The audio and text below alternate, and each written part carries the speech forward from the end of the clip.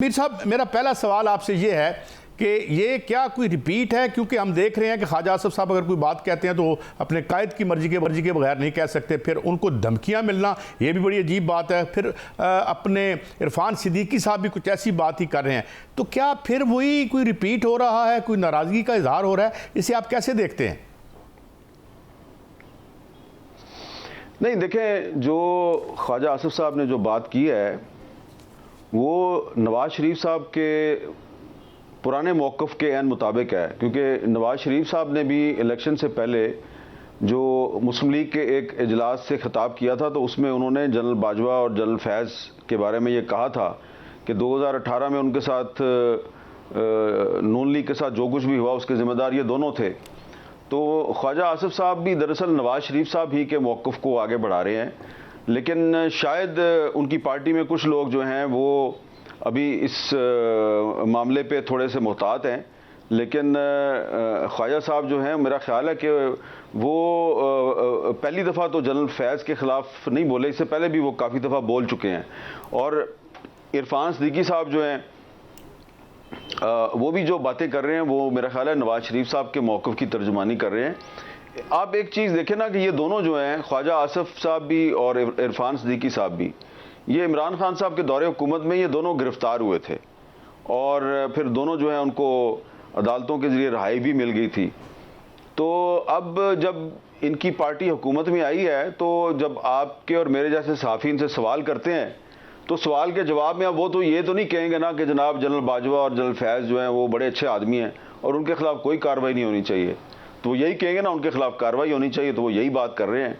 तो इसलिए मेरा नहीं ख्याल कि इस मामले पे ख्वाजा आसिफ और नवाज शरीफ साहब के और इरफान सिद्दीकी और नवाज शरीफ साहब के मौक़िफ़ में कोई फ़र्क है। ये दोनों दरअसल नवाज शरीफ साहब की सोच की तर्जुमानी कर रहे हैं।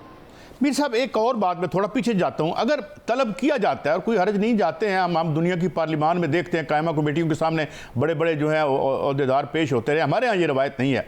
लेकिन आपको याद होगा ख्वाजा साहब ने पिछले इलेक्शन 2018 में एक बयान भी दिया था और अपने इलेक्शन के हवाले से हेल्प सीख करने के ज़िम्मन में अगर वो आते हैं तो ये तो बड़ा पंडोरा बॉक्स नहीं खुलेगा और ये सवाल भी कायमा कमेटी में कोई उनसे कर सकता है कि जी ये क्या था, इफ़ एट ऑल दे कम।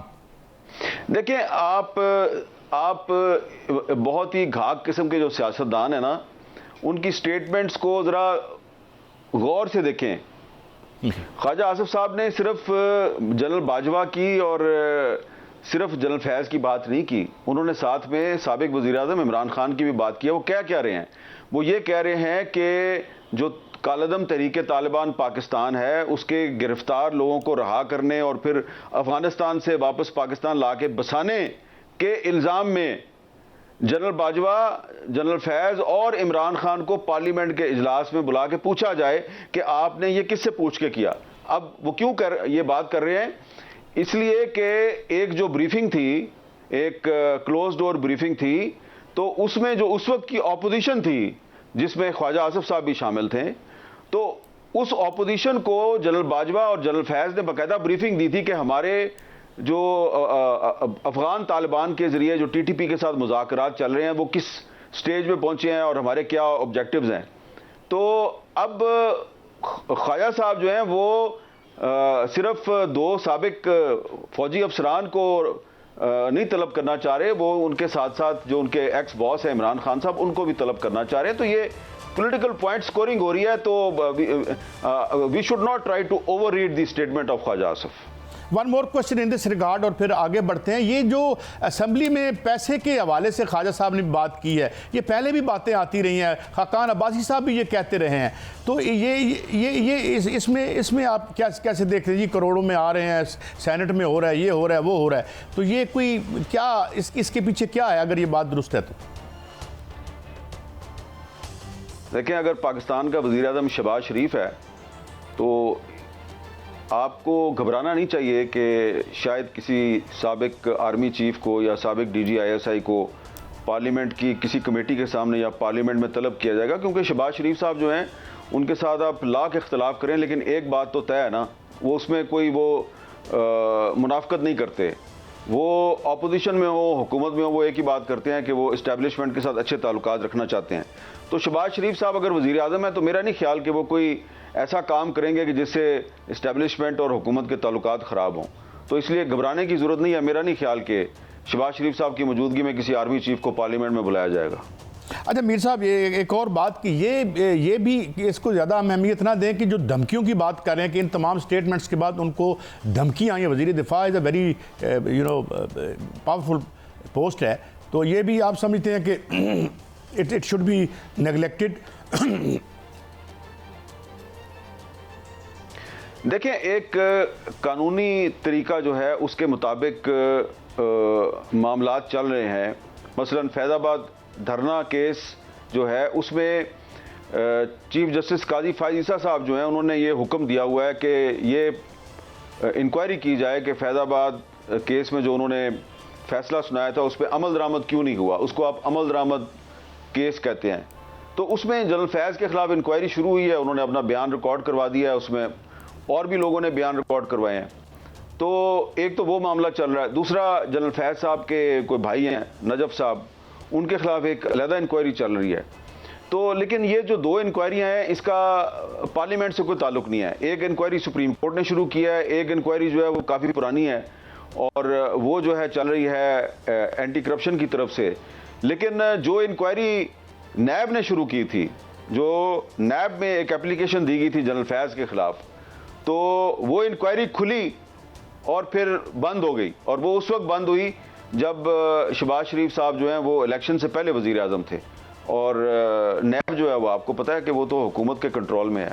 तो मेरा नहीं ख्याल कि शहबाज शरीफ साहब जो हैं वो जनरल बाजवा या जनरल फैज़ के ख़िलाफ़ कोई ऐसा काम करेंगे कि जिससे किसी को ये कहने का मौका मिले कि ये जिस इदारे से वाबस्ता थे उस इदारे की जो साख है उस पर कोई हरफ आ गया।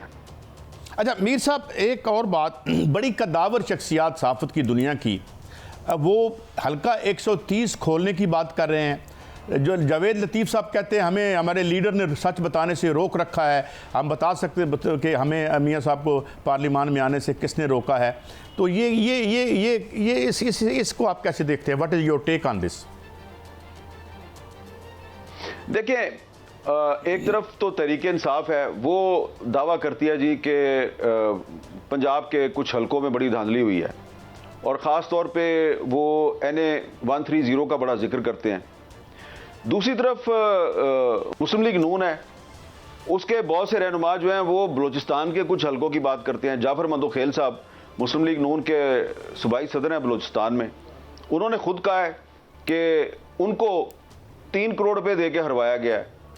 इसी तरह पीपल्स पार्टी के भी एक मंदोखेल साहब हैं जो कराची से इलेक्शन हारे हैं, उनके पास अपना केस है, वो कहते हैं उनके खिलाफ धांधली हुई है। और इसी तरह सूबा खैबर पख्तूनख्वा में जो JUI है, अवामी नेशनल पार्टी है, इनके भी शिकवे शिकायतें हैं। अवामी नेशनल पार्टी कहती है कि पेशावर में बड़ी धांधली हुई है।